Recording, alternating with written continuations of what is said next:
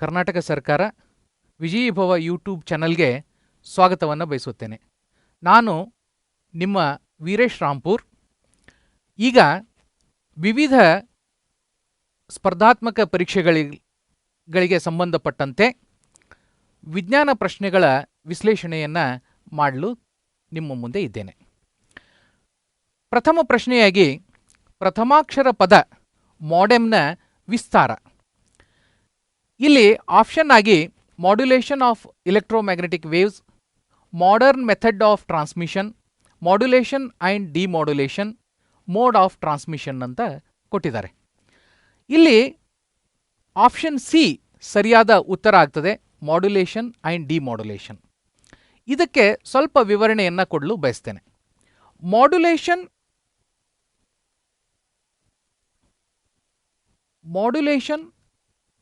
Demodulation ಈ ಎರಡು ಪದಗಳ ಪ್ರಥಮ ಅಕ್ಷರಗಳನ್ನು ತೆಗೆದುಕೊಂಡು ಮಾಡೆಮ್ ಅನ್ನುವಂಥ ಒಂದು ಪದವನ್ನು ಸೃಜಿಸಲಾಗಿದೆ. ಈ ಕಮ್ಯುನಿಕೇಷನ್ನಲ್ಲಿ ಏನಾಗ್ತದೆ, ಟ್ರಾನ್ಸ್ಮಿಟರ್ ಸೆಕ್ಷನ್ನು ಮತ್ತು ರಿಸೀವರ್ ಸೆಕ್ಷನ್ ಅಂತ ಇರ್ತವೆ. ಟ್ರಾನ್ಸ್ಮಿಟರ್ ಸೆಕ್ಷನ್ ಮತ್ತು ರಿಸೀವರ್ ಸೆಕ್ಷನ್ನಲ್ಲಿ ಆಂಟೆನಾ ಅನ್ನುವಂಥ ಒಂದು ಭಾಗ ಕಂಪಲ್ಸರಿ ಇರ್ತದೆ.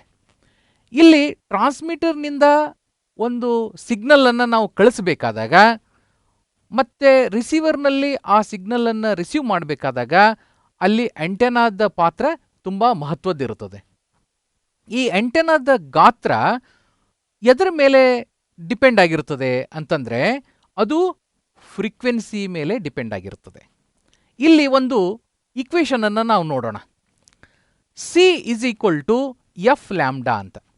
ಸಿ ಅಂದರೆ ವೇವ್ ವೆಲಾಸಿಟಿ, ನಂತರ ಎಫ್ ಅಂದರೆ ಫ್ರೀಕ್ವೆನ್ಸಿ, ವೇವ್ ಫ್ರೀಕ್ವೆನ್ಸಿ,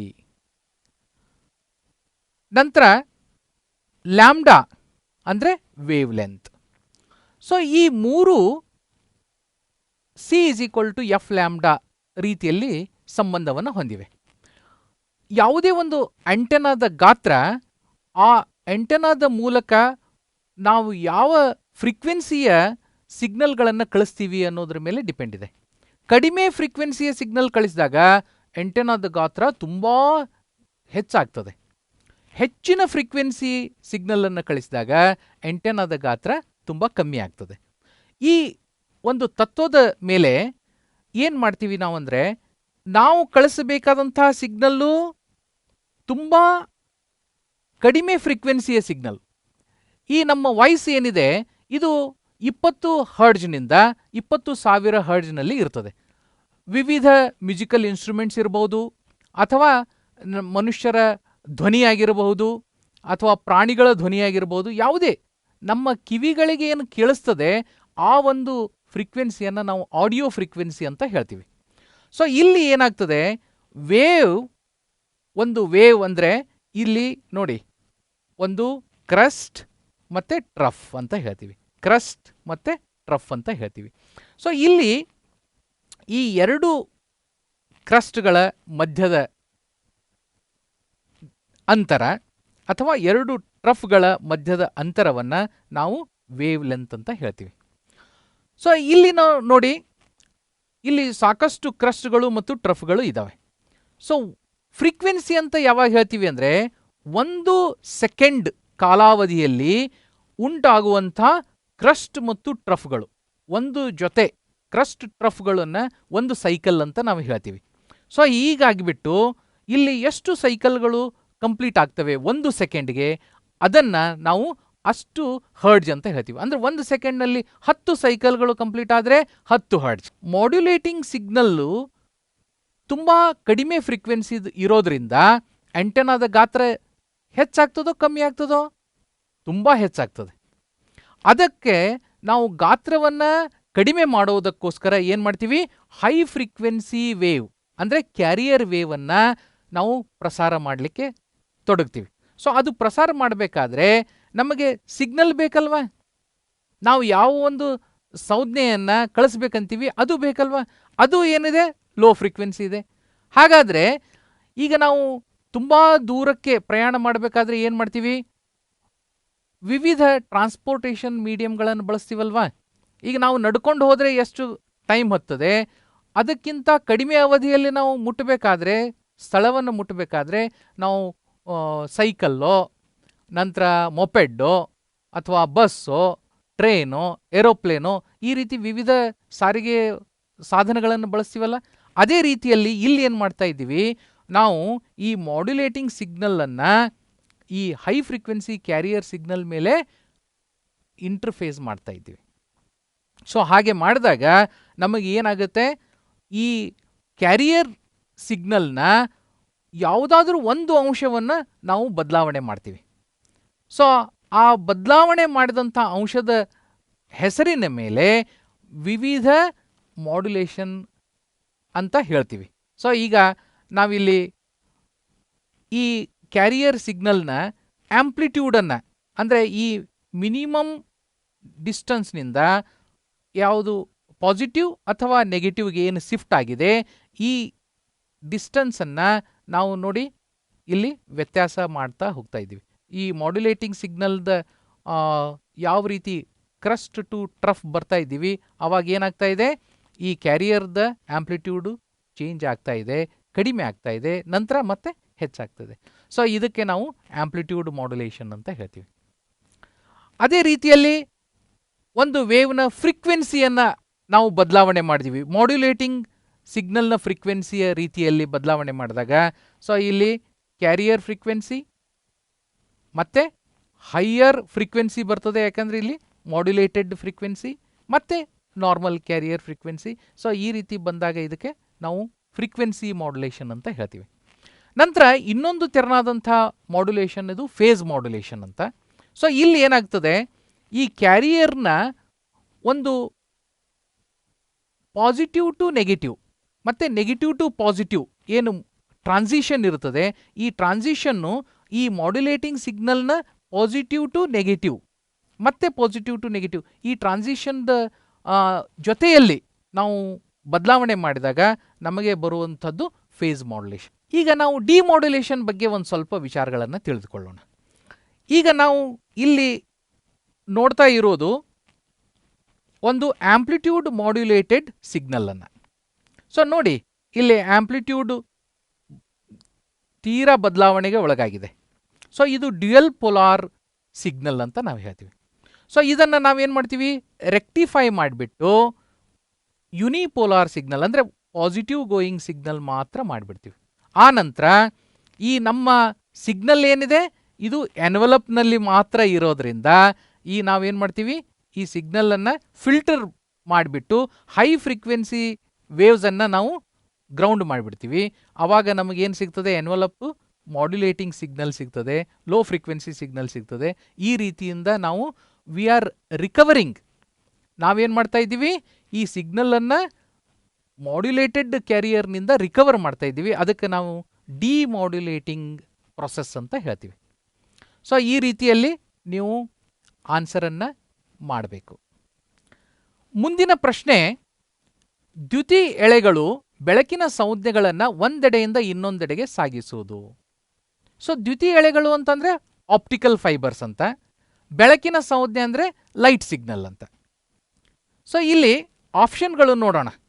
ಮೊದಲನೇ ಆಪ್ಷನ್ ಆಗಿ ಆಂತರಿಕ ಶಂಕು ವಕ್ರೀಭವನ ಅಂತ ಕೊಟ್ಟಿದ್ದಾರೆ. ಎರಡನೇ ಆಪ್ಷನ್ ಆಗಿ ದ್ವಿವಕ್ರೀಭವನ ಅಂತ ಕೊಟ್ಟಿದ್ದಾರೆ. ಮೂರನೇ ಆಪ್ಷನ್ ಆಗಿ ಬೆಳಕಿನ ಸಂಜ್ಞೆಗಳ ವಕ್ರೀಕರಣ ಅಂತ ಕೊಟ್ಟಿದ್ದಾರೆ. ನಾಲ್ಕನೇ ಆಪ್ಷನ್ ಆಗಿ ಪೂರ್ಣ ಆಂತರಿಕ ಪ್ರತಿಫಲನ ಅಂತ ಕೊಟ್ಟಿದ್ದಾರೆ. ಸೊ ಇಲ್ಲಿ ಕರೆಕ್ಟ್ ಆಪ್ಷನ್ ಆಗಿರೋದು ಪೂರ್ಣ ಆಂತರಿಕ ಪ್ರತಿಫಲನ. ಕಳೆದ 2021 FDA ಪರೀಕ್ಷೆಯಲ್ಲಿ ಕೂಡ ಇದೇ ಪ್ರಶ್ನೆ ಬಂದಿತ್ತು. ಅಲ್ಲಿ ಆಪ್ಷನ್ ಆಗಿ ಒಟ್ಟು ಆಂತರಿಕ ಪ್ರತಿಫಲನ ಅಂತ ಕೊಟ್ಟಿದ್ದಾರೆ. ಎರಡೂ ಒಂದೇ. ಸೊ ಪೂರ್ಣ ಆಂತರಿಕ ಪ್ರತಿಫಲನ ಮತ್ತು ಒಟ್ಟು ಆಂತರಿಕ ಪ್ರತಿಫಲನ. ಈ ಒಂದು ವಿದ್ಯಮಾನ ಯಾವ ರೀತಿ ನಡೀತದೆ ಅನ್ನೋದನ್ನು ಈ ಸ್ಲೈಡ್ ಮುಖಾಂತರ ನಾವು ತಿಳಿದುಕೊಳ್ಳೋಣ. ಸೊ ಈ ಬೆಳಕಿನ ಮೂಲ ಏನಿದೆ ಇದು ಡೆನ್ಸರ್ ಮೀಡಿಯಂನಲ್ಲಿ ಇರಬೇಕು, ಅಂದರೆ ಹೆಚ್ಚು ಸಾಂದ್ರತೆ ಇರುವಂಥ ಮೀಡಿಯಂ. ಸೊ ಆ ಹೆಚ್ಚು ಸಾಂದ್ರತೆ ಇರುವಂಥ ಮೀಡಿಯಂ ಯಾವುದು ಅಂತಂದರೆ ಅದು ಗಾಜು ಆಗಿರ್ಬೋದು, ಗ್ಲಾಸ್ ಆಗಿರ್ಬೋದು, ಅಥವಾ ವಾಟರ್ ನೀರು ಆಗಿರಬಹುದು. ಸೊ ಇವು ಎರಡೂ ಈ ಗಾಳಿಯ ಸಾಂದ್ರತೆಗಿಂತ ಹೆಚ್ಚಿನ ಸಾಂದ್ರತೆಯನ್ನು ಹೊಂದಿರ್ತವೆ. ಅಂದರೆ ಈ ಮಾಧ್ಯಮಗಳು ಬೆಳಕನ್ನ ಏನು ಮಾಡ್ತವೆ, ಬೆಂಡ್ ಮಾಡ್ತವೆ ಅಥವಾ ಅವುಗಳ ದಿಕ್ಕನ್ನು ಬದಲಾಯಿಸ್ತವೆ, ಮಾರ್ಗವನ್ನು ಬದಲಾಯಿಸ್ತವೆ. ಅದಕ್ಕೆ ನಾವು ಏನಂತೀವಿ, ರಿಫ್ರಾಕ್ಟಿವ್ ಇಂಡೆಕ್ಸ್ ಅಂತ ಹೇಳ್ತೀವಿ. Refractive index of the medium is nothing but its ability to bend the ray of light passing through it ಅಂತ. ಸೊ ಈ ರೀತಿಯಲ್ಲಿ ನೋಡಿದಾಗ ಈ ಟೋಟಲ್ ಇಂಟರ್ನಲ್ ರಿಫ್ಲೆಕ್ಷನ್ ಆಗಬೇಕಾದ್ರೆ ಏನು ಒಂದು ಕಂಡೀಷನ್ ಇದೆ ಅಂತಂದರೆ, ಬೆಳಕಿನ ಮೂಲ ಏನಿರಬೇಕು, ಅದು ಡೆನ್ಸರ್ ಮೀಡಿಯಂನಲ್ಲಿ ಇರಬೇಕು. ಸೊ ಇಲ್ಲಿ ನಾವು ಒಂದು ಡೆನ್ಸರ್ ಮೀಡಿಯಂ ತಗೊಂಡಿದ್ದೀವಿ ಮತ್ತು ಏರ್ ಮೀಡಿಯಂ ತೆಗೆದುಕೊಂಡಿದ್ದೀವಿ. ಸೊ ಈ ಬೆಳಕಿನ ಮೂಲ ಡೆನ್ಸರ್ ಮೀಡಿಯಂನಲ್ಲಿ ಇರೋದ್ರಿಂದ ಈಗ ಇಲ್ಲಿ ನಾವು ಸಾಕಷ್ಟು ಕಿರಣಗಳು ಹೊರಗಡೆ ಬರ್ತವೆ. ಸೊ ಇಲ್ಲಿ ಒಂದು ಕಿರಣ ಏನಿದೆ, ಅದು ಯಾವುದೇ ಒಂದು ತೆರನಾದಂತಹ ಮಾರ್ಗದಲ್ಲಿ ಬದಲಾವಣೆ ಇಲ್ಲದೆ ಹೋಗ್ಬಿಡ್ತದೆ, ಅನ್ಡಿವಿಯೇಟೆಡ್ ರೇ ಅಂತ ಹೇಳ್ತೀವಿ. ಸೊ ಇದು ಯಾವಾಗ ಸಾಧ್ಯತೆ ಅಂದರೆ, ಈ ಹೈಯರ್ ಡೆನ್ಸಿಟಿ ಅಂದರೆ ಡೆನ್ಸರ್ ಮೀಡಿಯಂ ಮತ್ತು ರೇರರ್ ಮೀಡಿಯಂ ಇವೆರಡನ್ನ ಏನು ಒಂದು ಸಮತಲ ವಿಭಾಗಿಸ್ತದಲ್ಲ, ಈ ವಿಭಾಗಿಸುವ ಸಮತಲದ ಮೇಲೆ ಬಿದ್ದಂಥ ಒಂದು ಇನ್ಸಿಡೆಂಟ್ ರೇ ಏನಾಗ್ತದೆ, ಇದು ಲಂಬಕೋನದಲ್ಲಿ ಬಿದ್ದಾಗ ಅದು ಅನ್ಡಿವಿಯೇಟೆಡ್ ಆಗಿ ಹೊರಟೋಗ್ತದೆ. ಸೊ ಈಗ ಎರಡನೇ ಕಿರಣವನ್ನು ನಾವು ನೋಡಿದಾಗ ಇದು ಈ ಒಂದು ಸಮತಲದ ಮೇಲೆ ಒಂದು ಕೋನದಲ್ಲಿ ಬೀಳ್ತದೆ, ಇನ್ಸಿಡೆನ್ಸ್ ಎಂಗಲ್ ಅಂತ ಹೇಳ್ತೀವಿ. ಈ ಇನ್ಸಿಡೆನ್ಸ್ ಎಂಗಲ್ಲು ಕೋನದಲ್ಲಿ ಬಿದ್ದಾಗ ಅಲ್ಲಿ ಏನಾಯಿತು, ವಕ್ರೀಭವನಗೊಂಡು ಬೆಳಕಿನ ಕಿರಣ ಹೊರಗೆ ಸಾಗ್ತಾ ಇದೆ. ಈಗ ಮೂರನೇ ಕಿರಣದಲ್ಲಿ ನೋಡಿದಾಗ ಇದು ಎಂಗಲ್ ಆಫ್ ಇನ್ಸಿಡೆನ್ಸ್ ಮೊದಲಿನಕ್ಕಿಂತನೂ ಹೆಚ್ಚಿಗಿರೋದ್ರಿಂದ ಈ ಡೆನ್ಸರ್ ಮೀಡಿಯಂನಿಂದ ರೇರರ್ ಮೀಡಿಯಂಗೆ ಬರುವಾಗ ಇನ್ನೂ ಅಷ್ಟು ಬಾಗುತ್ತದೆ ರಿಫ್ರಾಕ್ಟೆಡ್ ರೇ, ವಕ್ರೀಭವನಗೊಂಡಂಥ ಬೆಳಕಿನ ಕಿರಣ. ನಂತರ ಮೂರನೇ ರೇ ತಗೊಂಡಿವಿ, ನಾಲ್ಕನೇ ರೇ ತಗೊಂಡಿವಿ. ಈಗ ಐದನೇ ರೇ ಬಂದಾಗ ಇಲ್ಲಿ ಎಂಗಲ್ ಆಫ್ ಇನ್ಸಿಡೆನ್ಸ್ ಇನ್ನೂ ಹೆಚ್ಚಿಗೆ ಆದಾಗ ಎಂಗಲ್ ಆಫ್ ರಿಫ್ರಾಕ್ಷನ್ ಅಂದರೆ ಯಾವಾಗಲೂ ಲಂಬದ ಜೊತೆಯಲ್ಲಿ ನಾವು ವಕ್ರೀಭವನಗೊಂಡಂಥ ಕಿರಣದ ಕೋನವನ್ನು ಮಾಪನ ಮಾಡ್ತೀವಿ. ಸೊ ಇಲ್ಲಿ ಏನಾಗ್ತದೆ, ಲಂಬಕೋನ ತ್ರಿಕೋನ, ಲಂಬಕೋನ ಅಂದರೆ 90 ಡಿಗ್ರಿಗೆ ಸಮ. ಸೊ ಇಲ್ಲಿ ಈ ಕಿರಣ ವಕ್ರೀಭವನಗೊಂಡಂಥ ಕಿರಣ ಈ ವಿಭಾಜಿಸುವ ಸಮತಲದ ಸಮಾಂತರವಾಗಿ ಹೋಗ್ತದೆ. ಸೊ ಈ ಒಂದು ವಿದ್ಯಮಾನ ಆದಮೇಲೆ ಇನ್ನೊಂದು ಕಿರಣ, ಸೊ ಈ ಎಂಗಲ್ ಆಫ್ ಇನ್ಸಿಡೆನ್ಸ್ಗಿಂತನೂ ಹೆಚ್ಚಿನ ಎಂಗಲ್ ಆಫ್ ಇನ್ಸಿಡೆನ್ಸ್ನಲ್ಲಿ ಈ ಸಮತಲವನ್ನು ಸಂಧಿಸಿದಾಗ ವಕ್ರೀಭವನಗೊಂಡಂಥ ಕಿರಣ ಏನಾಗ್ತದೆ, ಇದೇ ಡೆನ್ಸರ್ ಮೀಡಿಯಂನಲ್ಲಿನೇ ಚಲಿಸ್ತದೆ. ಸೊ ಇದು ರಿಫ್ಲೆಕ್ಷನ್, ಪ್ರತಿಫಲನಕ್ಕೆ ಸಮನಾದಂಥ ವಿದ್ಯಮಾನ. ಸೊ ಅದಕ್ಕೆ ಇಲ್ಲಿ ನಾವೇನು ಹೇಳ್ತೀವಿ, ಪೂರ್ಣಾಂತರಿಕವಾಗಿ ಪ್ರತಿಫಲನಗೊಂಡಿದೆ ಅಂತ ಹೇಳ್ತೀವಿ. ಸೊ ಇದನ್ನೇ ನಾವು ದ್ಯುತಿ ಎಳೆಗಳು ಅಂದರೆ ಆಪ್ಟಿಕಲ್ ಫೈಬರ್ನಲ್ಲಿ ನೋಡೋಣ. ಸೊ ಈಗ ನಾವು ಮಾತಾಡಿದಂಥ ಶಬ್ದಗಳು ಇದು ಯಾಂತ್ರಿಕ ಶಕ್ತಿ ಮೂಲಕ ಚಲಿಸ್ತವೆ. ಸೊ ಇದನ್ನು ನಾವೇನು ಮಾಡ್ತೀವಿ, ಮೈಕ್ರೋಫೋನ್ ಯೂಸ್ ಮಾಡಿಬಿಟ್ಟು ಇಲೆಕ್ಟ್ರಿಕಲ್ ಸಿಗ್ನಲ್ಸನ್ನಾಗಿ ಕನ್ವರ್ಟ್ ಮಾಡ್ತೀವಿ. ಈ ಇಲೆಕ್ಟ್ರಿಕಲ್ ಸಿಗ್ನಲ್ಸನ್ನು ನಾವು ಬೆಳಕಿನ ಸಿಗ್ನಲ್ ಆಗಿ ಮಾಡಬೇಕು, ಲೈಟ್ ಸಿಗ್ನಲ್ಸ್ ಮಾಡಬೇಕು. ಅದಕ್ಕೆ ನಾವು ಯೂಸ್ ಮಾಡುವಂಥ ಸಾಧನಗಳು ಅಂತಂದರೆ ಫೋಟೋ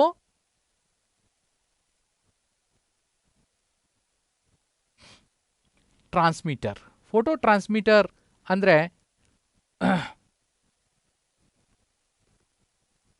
ಇದು ಲೇಸರ್ ಡಯೋಡ್ ಆಗಿರ್ತದೆ. ಈ ಲೇಸರ್ ಡಯೋಡನ್ನು ಯೂಸ್ ಮಾಡಿಬಿಟ್ಟು ನಾವೇನು ಮಾಡ್ತೀವಿ, ಈ ಇಲೆಕ್ಟ್ರಿಕಲ್ ಸಿಗ್ನಲನ್ನು ಲೈಟ್ ಸಿಗ್ನಲ್ ಆಗಿ ಮಾಡ್ತೀವಿ. ಸೊ ಇಲ್ಲಿ ಬರುವಂಥ ಒಂದು ಆಪ್ಟಿಕಲ್ ಫೈಬರನ್ನು ನೋಡೋಣ. ಸೊ ಇಲ್ಲಿ ಈ ಮಧ್ಯಭಾಗ ಏನಿದೆ ಇದಕ್ಕೆ ನಾವು ಕೋರ್ ಅಂತ ಹೇಳ್ತೀವಿ. ಈ ಕೋರ್ ಗಾಜಿನಿಂದನೇ ಮಾಡಿದೆ. ಈ ಕೋರ್ನ ರಿಫ್ರಾಕ್ಟಿವ್ ಇಂಡೆಕ್ಸ್ ಇದು ಇದರ ಸುತ್ತಲಿನ ಕಾಜಿನ ರಿಫ್ರಾಕ್ಟಿವ್ ಇಂಡೆಕ್ಸ್ಗಿಂತನೂ ಹೆಚ್ಚಿಗೆ ಇರ್ತದೆ. ಸೊ ಇದು ಕೋರ್, ಇದು ನಂತರ ಇದಕ್ಕೆ ನಾವು ಕ್ಲಾಡ್ ಅಂತ ಹೇಳ್ತೀವಿ. ಈ ಕೋರ್ನ ರಿಫ್ರಾಕ್ಟಿವ್ ಇಂಡೆಕ್ಸ್ ಕ್ಲಾಡ್ನ ರಿಫ್ರಾಕ್ಟಿವ್ ಇಂಡೆಕ್ಸ್ಗಿಂತ ಹೆಚ್ಚಿಗೆ ಇರಬೇಕು. ಅಂದಾಗ ನಾವು ಈ ಟೋಟಲ್ ಇಂಟರ್ನಲ್ ರಿಫ್ಲೆಕ್ಷನ್ಗೆ ಏನು ಬೇಕಾದ ಆ ಒಂದು ಪರಿಸ್ಥಿತಿಯನ್ನು ನಾವು ನಿರ್ಮಾಣ ಮಾಡಲಿಕ್ಕೆ ಸಾಧ್ಯತೆ. ಸೊ ಇಲ್ಲಿ ಈ ಟ್ರಾನ್ಸ್ಮಿಟರ್ನಿಂದ ಹೊರಟಂತಹ ಬೆಳಕಿನ ಕಿರಣ ಏನಾಗ್ತದೆ, ಇದು ಕೋರ್ನಲ್ಲಿ ಹೋಗ್ಬಿಟ್ಟು ಇಲ್ಲಿ ಪೂರ್ಣಾಂತರಿಕ ಪ್ರತಿಫಲನವನ್ನು ಹೊಂತ ಇದರ ಇನ್ನೊಂದು ಕೊನೆಗೆ ಮುಟ್ತದೆ. ಆ ಕೊನೆಯಿಂದ ಅದೇನಾಗ್ತದೆ, ರಿಸೀವರ್ಗೆ ಬಂದು ತಲುಪ್ತದೆ. ಈ ರಿಸೀವರ್ನಲ್ಲಿ ನಾವು ಏನು ಯೂಸ್ ಮಾಡ್ತೀವಿ, ಫೋಟೋ ಡಿಟೆಕ್ಟರ್ ಅನ್ನುವಂಥ ಒಂದು ಸಾಧನವನ್ನು ಉಪಯೋಗ ಮಾಡ್ತೀವಿ. ಈ ಫೋಟೋ ಡಿಟೆಕ್ಟರ್ ಅಂದರೆ ಇಲ್ಲಿ ಫೋಟೋ ಡಿಟೆಕ್ಟ್ ಮಾಡುವಂಥದ್ದು ಯಾವುದಿರ್ಬೋದು ಅಂತಂದರೆ, ಒಂದು ಫೋಟೋ ಟ್ರಾನ್ಸಿಸ್ಟರ್ ಆಗಿರ್ಬೋದು ಅಥವಾ ಫೋಟೋ ಡಯೋಡ್ ಆಗಿರ್ಬೋದು, ಫೋಟೋ ಡಯೋಡ್ ಆಗಿರ್ಬೋದು ಅಥವಾ ಫೋಟೋ ಟ್ರಾನ್ಸಿಸ್ಟರ್ ಆಗಿರಬಹುದು. ಸೊ ಇಲ್ಲಿಂದ ಫೋಟೋ ಟ್ರಾನ್ಸಿಸ್ಟರ್ ಅಥವಾ ಫೋಟೋ ಡಯೋಡ್ ಏನು ಮಾಡ್ತದೆ, ವಾಪಸ್ಸು ಬೆಳಕಿನ ಕಿರಣಗಳನ್ನು ಮತ್ತು ಎಲೆಕ್ಟ್ರಿಕಲ್ ಸಂಜ್ಞೆಗಳನ್ನಾಗಿ ಕನ್ವರ್ಟ್ ಮಾಡ್ತದೆ. ಸೊ ಇಲ್ಲಿ ಈ ಆಪ್ಟಿಕಲ್ ಫೈಬರ್ ಏನಿದೆ ಅಂದರೆ, ಈ ಎಳೆಗಳು ಅಂಕುಡೊಂಕಾದಲ್ಲಿ ಕೂಡ ಯಾವುದೇ ಒಂದು ಸಿಗ್ನಲ್ ಲಾಸ್ ಆಗೋದಿಲ್ಲ.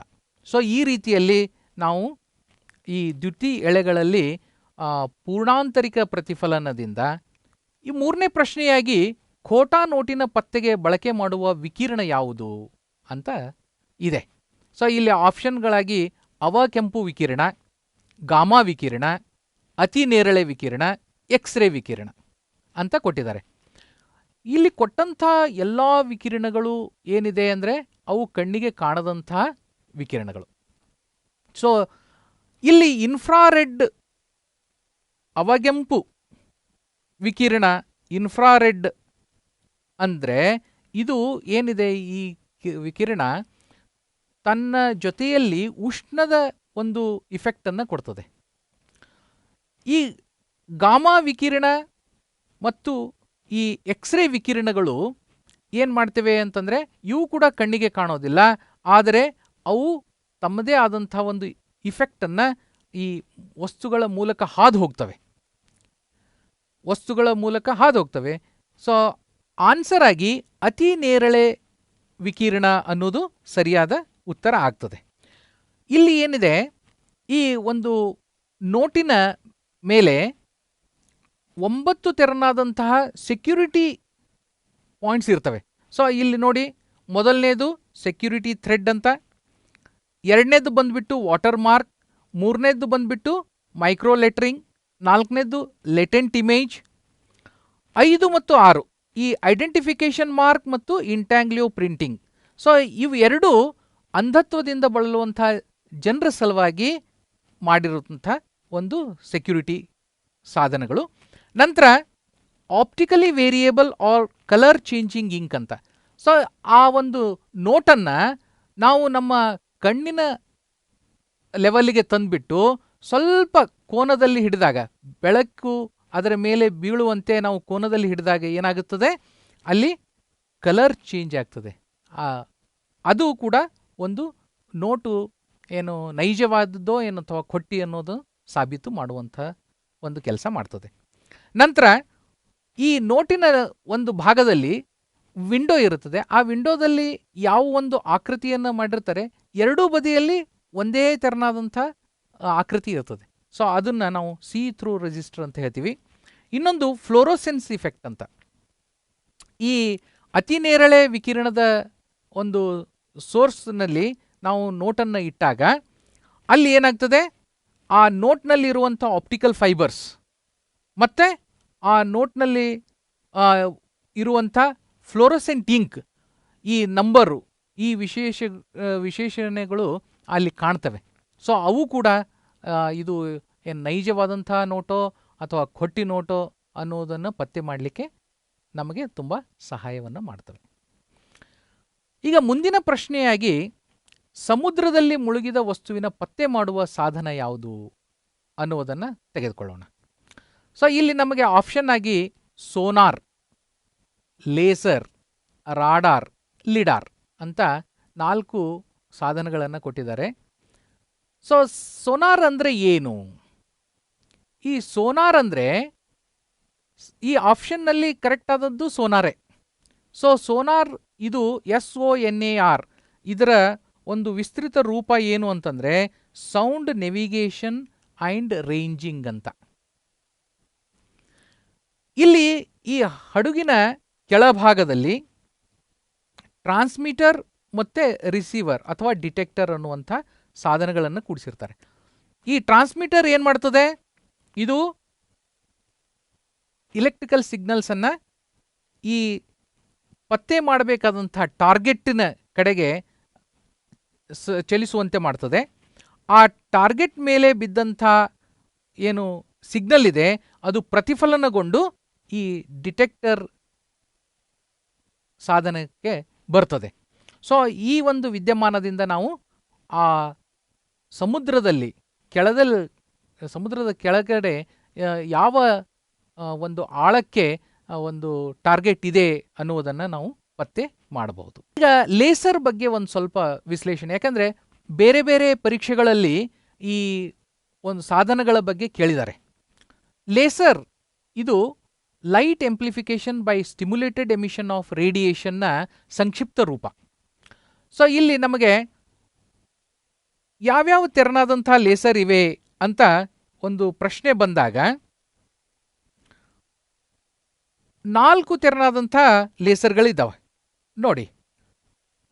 ಮೊದಲನೇ ತೆರನಾದದ್ದು ಸಾಲಿಡ್ ಸ್ಟೇಟ್ ಲೇಸರ್ ಅಂತ, ಎರಡನೇ ತೆರನಾದದ್ದು ಗ್ಯಾಸ್ ಲೇಸರ್ ಅಂತ, ಮೂರನೇ ತೆರನಾದದ್ದು ಲಿಕ್ವಿಡ್ ಲೇಸರ್ ಅಂತ, ನಾಲ್ಕನೇ ತೆರನಾದದ್ದು ಸೆಮಿಕಂಡಕ್ಟರ್ ಲೇಸರ್ ಅಂತ. ಈ ಸಾಲಿಡ್ ಸ್ಟೇಟ್ ಲೇಸರ್ಗೆ ಉದಾಹರಣೆಯಾಗಿ ಇಟ್ರಿಯಂ ಅಲ್ಯೂಮಿನಿಯಂ ಗಾರ್ನೆಟ್ ಅಥವಾ ಇಟ್ರಿಯಂ ಲಿಥಿಯಂ ಫ್ಲೋರೈಡ್ ಆಕ್ಟಿವ್ ಮೀಡಿಯಂನ ಯೂಸ್ ಮಾಡಿಕೊಂಡು ಫ್ಯಾಬ್ರಿಕೇಟ್ ಮಾಡಿದಂಥ ಒಂದು ಲೇಸರ್ ಇದು. ನಂತರ ಗ್ಯಾಸ್ ಲೇಸರ್ನಲ್ಲಿ ಆಕ್ಟಿವ್ ಮೀಡಿಯಂ ಯಾವುದಿರ್ತದೆ ಅಂದರೆ ಹೀಲಿಯಂ ಮತ್ತು ನಿಯಾನ್ ಗ್ಯಾಸ್ಗಳು. ಸೊ ಇದನ್ನು 1962ರಲ್ಲಿ ಬಳಕೆಗೆ ತರಲಾಯಿತು. ಇದನ್ನು ನಾವು ವಿಸ್ತೃತವಾಗಿ ಕ್ಲಾಸ್ ರೂಮ್ ಡೆಮಾನ್ಸ್ಟ್ರೇಷನ್ನಲ್ಲಿ, ಲ್ಯಾಬೊರೇಟರಿ ಎಕ್ಸ್ಪೆರಿಮೆಂಟ್ನಲ್ಲಿ, ನಂತರ ಹೊಲೋಗ್ರಫಿ ಮತ್ತು ಕನ್ಸ್ಟ್ರಕ್ಷನ್ ಅಲೈನ್ಮೆಂಟ್ ಈ ಮುಂತಾದ ಒಂದು ಕ್ಷೇತ್ರಗಳಲ್ಲಿ ಉಪಯೋಗ ಮಾಡ್ತೀವಿ. ನಂತರ ಲಿಕ್ವಿಡ್ ಲೇಸರನ್ನು ಇದನ್ನು ಡೈ ಲೇಸರ್ ಅಂತ ಕೂಡ ಹೇಳ್ತೀವಿ. ಸೊ ಇಲ್ಲಿ ಒಂದು ಆಕ್ಟಿವ್ ಮೀಡಿಯಂ ಏನಿರ್ತದೆ ಲಿಕ್ವಿಡ್ ಅಂದರೆ ದ್ರವ ರೂಪದಲ್ಲಿ ಇರ್ತದೆ.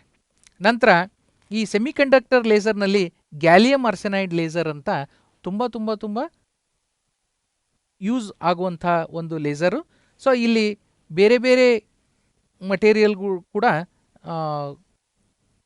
ಸೆಮಿಕಂಡಕ್ಟರ್ ಲೇಸರ್ ಆಗಿ ಬಳಕೆಯಲ್ಲಿ ಇವೆ. ನಂತರ ರಾಡಾರ್ ಇದು ರೇಡಿಯೋ ಡಿಟೆಕ್ಷನ್ ಆ್ಯಂಡ್ ರೇಂಜಿಂಗ್ಗೆ ಸಂಕ್ಷಿಪ್ತ ರೂಪ. ಸೊ ಇಲ್ಲಿ ಏನಿದೆ, ಒಂದು ರಾಡಾರ್ ಟವರ್ ಇದೆ. ಈ ರಾಡಾರ್ ಟವರ್ನಿಂದ ಹೊರಟಂಥ ಸಿಗ್ನಲ್ಸು ಟಾರ್ಗೆಟ್ಗೆ ಹೋಗಿ ಮುಟ್ತವೆ. ಅಲ್ಲಿಂದ ಪ್ರತಿಫಲನಗೊಂಡಂಥ ಸಿಗ್ನಲ್ಲು ವಾಪಸ್ಸು ಈ ರಾಡಾರ್ಗೆ ಬಂದು ಸೇರ್ತವೆ. ಸೊ ಇಲ್ಲಿ ಏನು ಮಾಡ್ತೀವಿ ನಾವು, ಆ ಟಾರ್ಗೆಟ್ಟು ಯಾವ ಒಂದು ವೇಗದಲ್ಲಿ ಚಲಿಸ್ತಾ ಇದೆ ಮತ್ತು ಯಾವ ದಿಕ್ಕಿನತ್ತ ಚಲಿಸ್ತಾ ಇದೆ ಈ ಎರಡನ್ನ ಕೂಡ ನಾವು ಇಲ್ಲಿ ಕಂಡುಹಿಡಿಯಬಹುದು. ನಂತರ ನಾಲ್ಕನೇ ಸಾಧನ lidar, light detection and ranging ಅಂತ. ಇಲ್ಲಿ ನಾವು ಲೇಸರ್ ಕಿರಣಗಳನ್ನು ಬಳಸ್ತೇವೆ. ಸೊ ಈ ಒಂದು ಲಿಡಾರ್ನಲ್ಲಿ 4 ಸ್ಟೇಜ್ಗಳನ್ನು ನಾವು ನೋಡ್ಬೋದು. ಸ್ಕ್ಯಾನರ್ ಆ್ಯಂಡ್ ಆಪ್ಟಿಕಲ್ ಸೆಕ್ಷನ್ ಇದೆ. ನಂತರ photo detector and receiver electronic section ಇದೆ. ನಂತರ ಪೊಸಿಷನ್ ಆ್ಯಂಡ್ ನೆವಿಗೇಷನ್ ಸಿಸ್ಟಮ್ಗಳನ್ನು ಬಳಸಿರ್ತಾರೆ. ಈಗ ಮುಂದಿನ ಪ್ರಶ್ನೆಯನ್ನು ತೆಗೆದುಕೊಳ್ಳೋಣ. ತೇಲುವಿಕೆಯು ಈ ಕೆಳಗಿನ ಯಾವ ಅಂಶಗಳನ್ನು ಅವಲಂಬಿಸಿದೆ ಅಂತ. 1ನೇ ಆಪ್ಷನ್ನು ದೇಹದ ಆಕಾರ, 2ನೇ ಆಪ್ಷನ್ನು ದೇಹದ ರಾಶಿ, 3ನೇ ಆಪ್ಷನ್ನು ಪಲ್ಲಟವಾದ ದ್ರವದ ರಾಶಿ, 4ನೇ ಆಪ್ಷನ್ನು ದೇಹವು ಮುಳುಗಿದಂತಹ ಆಳ. ಸೊ ಇದಕ್ಕೆ ಕರೆಕ್ಟ್ ಆದಂಥ ಆಪ್ಷನ್ ಅಂದರೆ ಪಲ್ಲಟವಾದ ದ್ರವದ ರಾಶಿ ಅಂತ. ಸೊ ಇಲ್ಲಿ ನಾವು ನೆನಪಿಗೆ ತೆಗೆದುಕೊಳ್ಳೋದು ಆರ್ಕಿಮಿಡಿಸನ ಒಂದು ಎಕ್ಸ್ಪೆರಿಮೆಂಟನ್ನು. ಸೊ ಯಾವುದೇ ಒಂದು ದ್ರವದಲ್ಲಿ ಒಂದು ವಸ್ತುವು ತೇಲ್ಬೇಕಾದ್ರೆ ಆ ವಸ್ತುವಿನ ದ್ರವ್ಯರಾಶಿಗೆ ಸಮನಾದಂಥ ಪ್ರಮಾಣದ ದ್ರವವನ್ನು ಅದು ಪಲ್ಲಟ ಮಾಡಬೇಕು, ಸ್ಥಾನ ಪಲ್ಲಟ ಮಾಡಬೇಕು. ಆವಾಗ ಮಾತ್ರ ಆ ವಸ್ತು ಆ ದ್ರವದಲ್ಲಿ ತೇಲಲಿಕ್ಕೆ ಸಾಧ್ಯ ಇದೆ. ಈಗ ಮುಂದಿನ ಒಂದು ಪ್ರಶ್ನೆಯನ್ನು ನಾವು ತೆಗೆದುಕೊಳ್ಳೋಣ. ವಿದ್ಯುತ್ ಉಪಕರಣವನ್ನು ಭೂ ಅಂತರ್ಗತ ಸಂಪರ್ಕ ಅಂದರೆ ಅರ್ತ್ ಗೊಳಿಸುವುದು ಯಾವ ಒಂದು ಕಾರಣಕ್ಕಾಗಿ? ನೋಡೋಣ.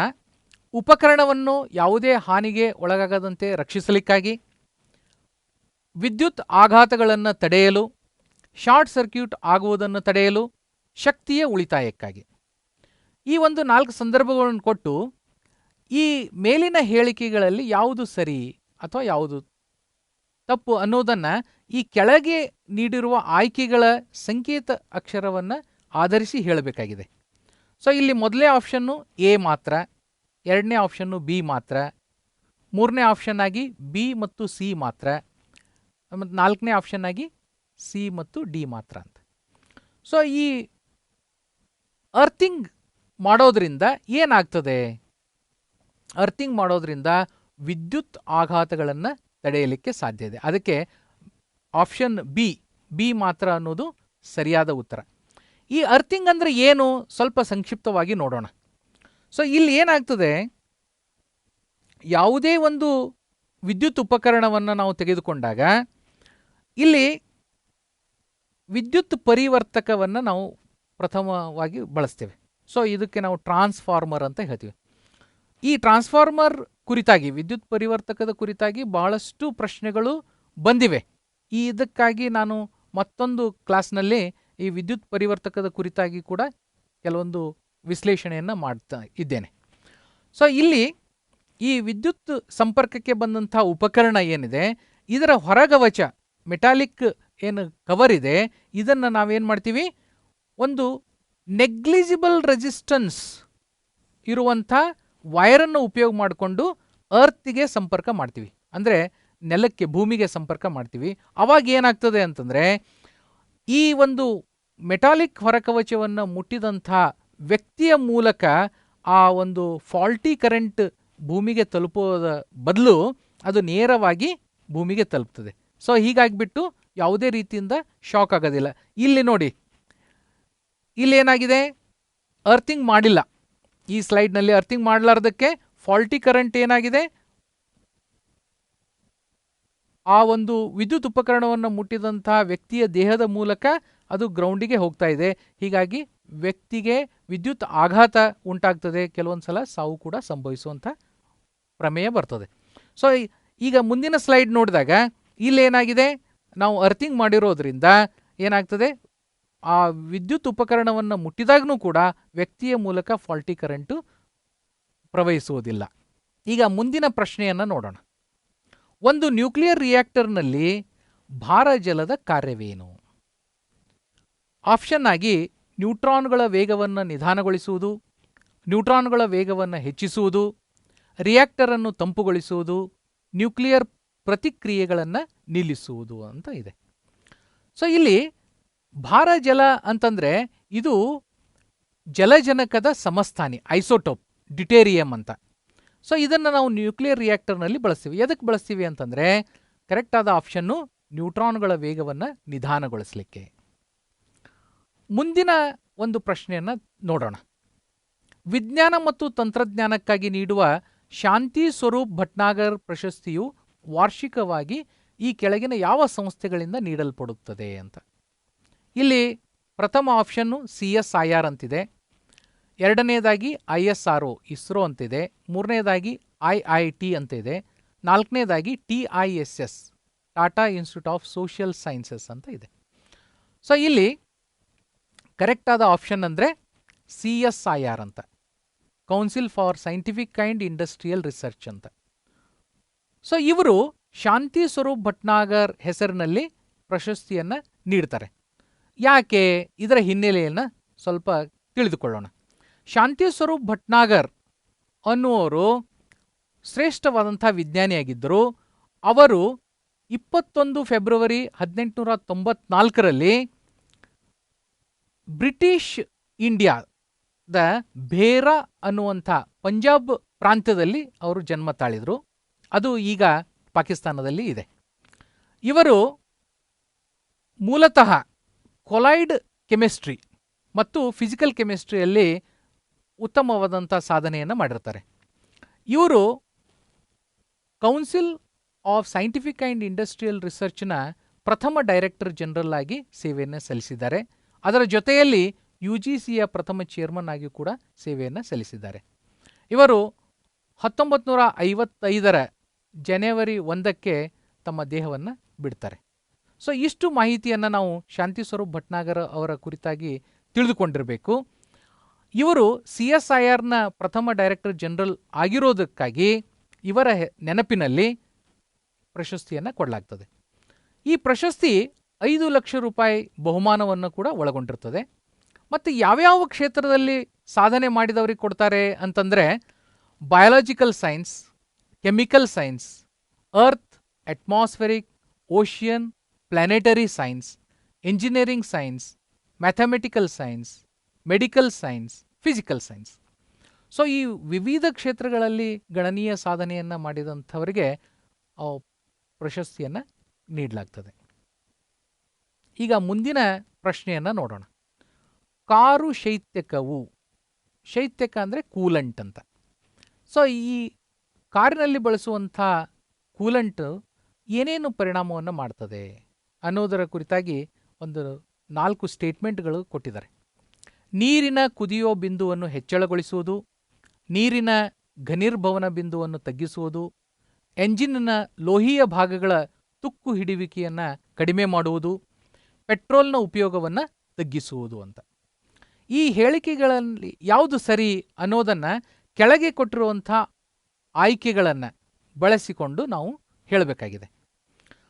ಈ ಕೂಲಂಟ್ ಏನು ಮಾಡ್ತದೆ ಅಂದರೆ ಯಾವಾಗಲೂ ಕೂಡ ಈ ಎಂಜಿನ್ನು ಕೆಲಸ ನಿರ್ವಹಿಸ್ತಾ ಇದ್ದಾಗ ಶಾಖ ಬಿಡುಗಡೆ ಆಗ್ತದೆ. ಆ ಶಾಖವನ್ನು ಕಡಿಮೆ ಮಾಡುವುದಕ್ಕೋಸ್ಕರ ನಾವು ರೇಡಿಯೇಟರ್ ಅಂತ ಬಳಸ್ತೀವಿ. ಆ ರೇಡಿಯೇಟರ್ನಲ್ಲಿ ನಾವು ಕೂಲಂಟನ್ನು ಹಾಕ್ತೀವಿ. ಆ ಕೂಲಂಟ್ ಏನಾಗ್ತದೆ, ಆ ಎಂಜಿನ್ನಲ್ಲಿ ಅದು ಸರ್ಕ್ಯುಲೇಟ್ ಆಗ್ತಾ ಇರ್ತದೆ. ಅಲ್ಲಿ ಏನು ಶಾಖ ನಿರ್ಮಾಣ ಆಗಿರ್ತದೆ ಅಥವಾ ಶಾಖ ಬಿಡುಗಡೆ ಆಗ್ತದೆ, ಆ ಶಾಖವನ್ನು ಇದು ಎಕ್ಸ್ಚೇಂಜ್ ಮಾಡಿಕೊಂಡು ನಂತರ ಸರ್ಕ್ಯುಲೇಟ್ ಆಗ್ತದೆ. ಇಲ್ಲಿ ಅದಕ್ಕೊಂದು ಫ್ಯಾನ್ ಕೂಡ ರೇಡಿಯೇಟರ್ ಫ್ಯಾನ್ ಅಂತ ಬಳಸಿರ್ತೀವಿ. ಸೊ ಇಲ್ಲಿ ಇರುವಂಥ ಒಂದು ಕೂಲಂಟ್ ಏನು ಮಾಡಬೇಕು ಅಂದರೆ ನಿರಂತರವಾಗಿ ಎಂಜಿನ್ನಲ್ಲಿ ಏನು ಶಾಖ ಬಿಡುಗಡೆ ಆಗ್ತದೆ ಅದನ್ನು ಹೊರ ಹಾಕಬೇಕು. ಸೊ ಈ ಕಾರಣದಿಂದಾಗಿ ಇಲ್ಲಿ ಈ ಕೂಲಂಟು ನೀರಿನ ಕುದಿಯೋ ಬಿಂದುವನ್ನು ಹೆಚ್ಚು ಮಾಡಬೇಕು. ಯಾಕಂದರೆ ನೀರು ಆವಿಯಾಗಿ ಹೋಗಬಾರ್ದು. ನಂತರ ಈ ತಂಪಾದ ಪ್ರದೇಶದಲ್ಲಿ ಕಾರ್ ಏನಾದರೂ ಹೋದಾಗ ಅಲ್ಲಿ ಕಡಿಮೆ ಒಂದು ಉಷ್ಣತೆಯ ಪರಿಣಾಮವಾಗಿ ನೀರು ಐಸ್ ಆಗುವುದನ್ನು ತಡೆಗಟ್ಟಬೇಕು. ಅದಕ್ಕೆ ನೀರಿನ ಘನೀರ್ಭವನ ಬಿಂದುವನ್ನು ತಗ್ಗಿಸ್ಬೇಕು. ಮತ್ತು ಈ ಎಂಜಿನ್ನಲ್ಲಿರುವಂಥ ಮೆಟಲ್ ಪಾರ್ಟ್ಸ್ ಅಂದರೆ ಲೋಹೀಯ ಭಾಗಗಳ ತುಕ್ಕು ಹಿಡಿಯುವಿಕೆ ಒಂದು ಕಡಿಮೆ ಮಾಡಬೇಕು. ಈ ಮೂರೂ ಒಂದು ಕೆಲಸವನ್ನು ಅದು ಮಾಡೋದ್ರಿಂದ ಇಲ್ಲಿ ಕೊಟ್ಟಂಥ ಆಪ್ಷನ್ A, B ಮತ್ತು C ಅನ್ನೋದು ಸರಿಯಾದ ಉತ್ತರ ಆಗ್ತದೆ. ನಂತರ 4ನೇ ಕೊನೆಯ ಪ್ರಶ್ನೆಯಾಗಿ ತೆಗೆದುಕೊಳ್ಳೋದು ವ್ಯಕ್ತಿಯ ತೂಕ ಶೂನ್ಯವಾಗುವುದು ಯಾವಾಗ ಅಂತ. ಇಲ್ಲಿ ಮತ್ತೆ ಹೇಳಿಕೆಗಳನ್ನು ಕೊಡಲಾಗಿದೆ. ಮೊದಲೇ ಹೇಳಿಕೆ, ಅವನು ಮುಕ್ತವಾಗಿ ಕೆಳಗೆ ಬೀಳುವಾಗ, ಅವನು ಉಪಗ್ರಹದಲ್ಲಿ ಸುತ್ತುವಾಗ, ಅವನು ಅತಿ ಎತ್ತರದಲ್ಲಿ ವಿಮಾನದಲ್ಲಿ ಹಾರಾಡುವಾಗ, ಅವನು ಅನಿಲ ಭರಿತ ಬಲೂನಿನಲ್ಲಿ ಸವಾರಿ ಮಾಡುವಾಗ ಅಂತ. ಸೊ ಈಗ ವ್ಯಕ್ತಿಯ ತೂಕ ಶೂನ್ಯವಾಗುವುದು ಅಂದರೆ ತೂಕ ಅಂದರೆ ಏನು ಅಂತ ಮೊದಲು ನಾವು ತಿಳ್ಕೋಬೇಕು. ಈ ತೂಕ ಮತ್ತು ದ್ರವ್ಯರಾಶಿ ಬೇರೆ ಬೇರೆ. ತೂಕ ಏನಾಗ್ತದೆ, ಎಕ್ಸಲರೇಷನ್ ಡ್ಯೂ ಟು ಗ್ರಾವಿಟಿ ಅಂದರೆ ಗುರುತ್ವಾಕರ್ಷಣ ಶಕ್ತಿಯ ಪ್ರಭಾವಕ್ಕೊಳಗಾಗಿ ದ್ರವ್ಯರಾಶಿ ಮತ್ತು ಈ ಗುರುತ್ವಾಕರ್ಷಣ ಶಕ್ತಿ ಎಕ್ಸಲರೇಷನ್ ಡ್ಯೂ ಟು ಗ್ರಾವಿಟಿಯ ಗುಣಲಬ್ಧದ ಮೂಲಕ ದೊರೆಯುವುದೇ ನಮಗೆ ತೂಕ. ಹೀಗಾಗಿಬಿಟ್ಟು ವ್ಯಕ್ತಿಯ ದ್ರವ್ಯರಾಶಿ ಯಾವತ್ತೂ ಕೂಡ ಅದು 0 ಆಗೋದಿಲ್ಲ. ಆದರೆ ತೂಕ 0 ಆಗ್ಬೋದು ಯಾವಾಗ, ಎಕ್ಸಲರೇಷನ್ ಡ್ಯೂ ಟು ಗ್ರಾವಿಟಿ 0 ಆದಾಗ. ಸೊ ಈ ಒಂದು ಕಾರಣದಿಂದಾಗಿ ವ್ಯಕ್ತಿಯು ಮುಕ್ತವಾಗಿ ಕೆಳಗೆ ಬೀಳುವಾಗ ಮತ್ತು ಅವನು ಉಪಗ್ರಹದಲ್ಲಿ ಸುತ್ತುವಾಗ ಇವೆರಡೂ ಹೇಳಿಕೆಗಳು ಸರಿಯಾಗಿರೋದ್ರಿಂದ ಆಪ್ಷನ್ A ಇದಕ್ಕೆ ಉತ್ತರವಾಗಿ ಸರಿಯಾಗಿ ಕಾಣಿಸ್ತದೆ ಅಂತ ನಾನು ಇಲ್ಲಿ ಭಾವಿಸಿದ್ದೇನೆ. ಸೊ ಇಲ್ಲಿಯವರೆಗೆ ತಾವು ವಿವಿಧ ಸ್ಪರ್ಧಾತ್ಮಕ ಪರೀಕ್ಷೆಗಳಲ್ಲಿ ಬಂದಂಥ ವಿಜ್ಞಾನ ಪ್ರಶ್ನೆಗಳಿಗೆ ವಿಶ್ಲೇಷಣೆಯನ್ನು ನೋಡಿದಿರಿ. ಮುಂದಿನ ಕಂತುಗಳಲ್ಲಿ ಇನ್ನೂ ಕೆಲವೊಂದಿಷ್ಟು ಪ್ರಶ್ನೆಗಳನ್ನು ತೆಗೆದುಕೊಂಡು ನಿಮ್ಮೆದುರಿಗೆ ಹಾಜರಾಗ್ತೇನೆ. ನಮಸ್ಕಾರಗಳು.